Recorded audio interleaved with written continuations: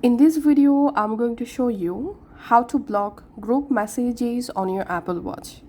You can't block group messages directly from the Apple Watch since it mirrors your iPhone messaging app.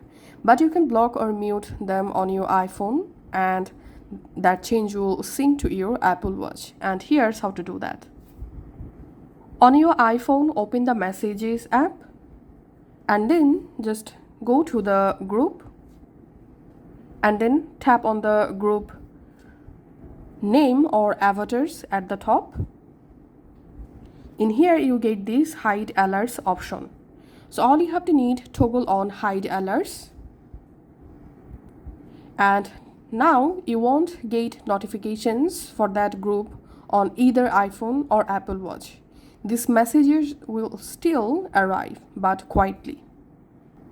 Or you can just tap on delete and block this conversation, and just tap on delete and block conversation, and that's how you can just go ahead and block group messages on your iPhone.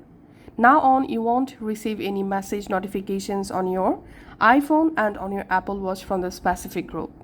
Thanks for watching.